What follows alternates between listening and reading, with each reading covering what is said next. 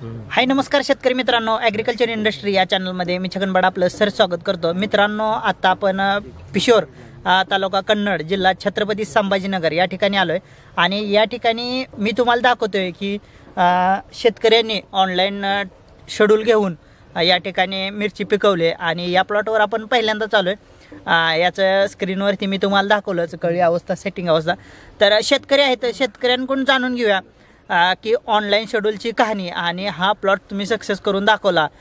कष्ट तर शेतकऱ्यांचं प्रचंड असते, मेहनत असते, तर मेहनतीच्या जोरावर कसं केलं हे सर्वप्रथम जाणून घ्या. सदरच्या व्हिडिओमध्ये आपण औषधं, खतं आणि त्यानंतर बाकीच्या ज्या गोष्टी आहेत टेक्निकल त्या सगळ्या आपण बघणार आहोत. नमस्कार साहेब.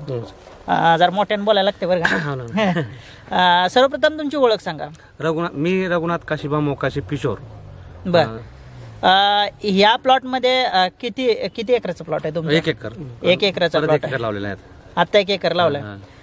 तर याच्यामध्ये किती रोपांची संख्या आहे? याच्यात 11,000. 11,000 रोप आहेत. Variety N21. N21. बर, आणि आता तुम्हाला हा प्लॉट लावून किती दिवस झाले? 2-2.5 महिने झाले. 2.5 महिने झाले. 2.5 महिन्यामध्ये तुम्हाला किती तोडे झाले त्याचे? 5वा तोडा झाला. 6वा. 6 तोड्यामध्ये किती उत्पन्न निघाल तुम्हाला आता?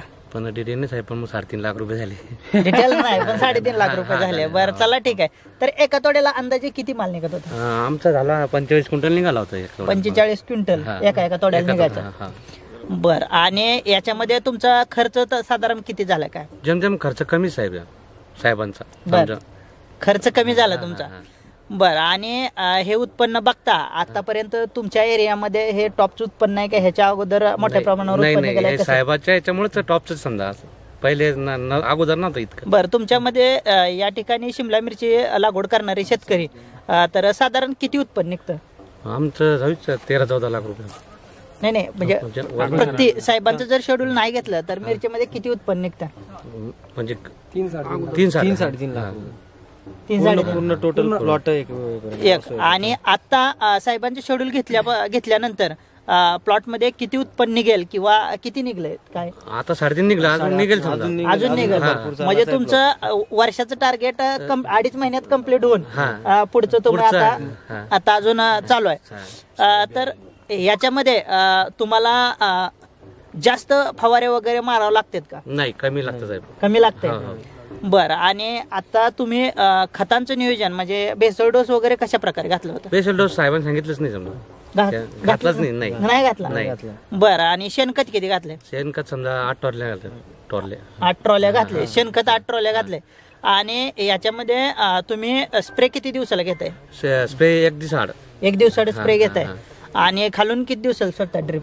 4थ्या दिवशी ड्रीप सोडताय.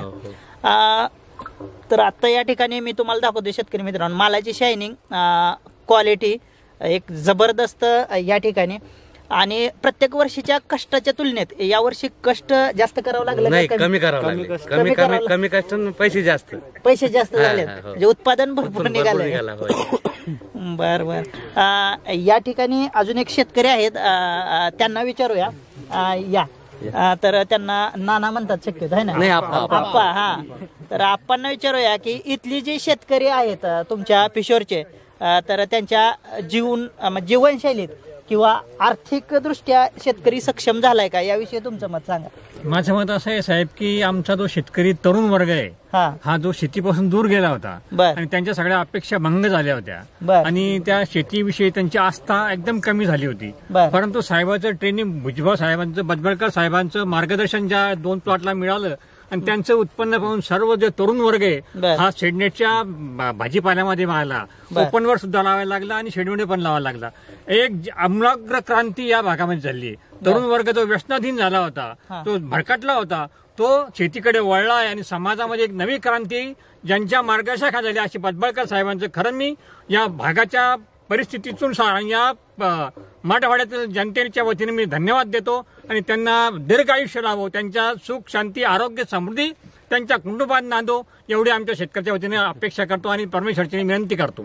बघा शेतकरी मित्रांनो, या ठिकाणी तुम्ही व्हिडिओ बघत असला तर अंगावर काटा येण्यासारखं, कारण पश्चिम महाराष्ट्राचा जो आपला भाग आहे तो वेगळा आणि मराठवाड्याची जी परिस्थिती आहे ती वेगळी. तर मराठवाड्यात या ठिकाणी शेतकऱ्यांची जी तळमळ आहे ते तुम्हाला बघायला मिळाले आणि या तळमळीतून जो युवक वर्ग जो भरकटलेला होता तो एकमूट करण्याचं काम या ठिकाणी झालेलं आहे आणि हे शेतकऱ्यांना सुद्धा ज्या ठिकाणी पैसे दिसतील त्याच ठिकाणी शेतकरी जाऊन काम करेल, नाहीतर उगीच पूर्ण वेळ शेतात काम करून सुद्धा या ठिकाणी कुठल्याही प्रकारचे पैसे जर मिळणार नसतील तर का शेतकऱ्यांनी शेती करावी. तर कमी वेळेत कमी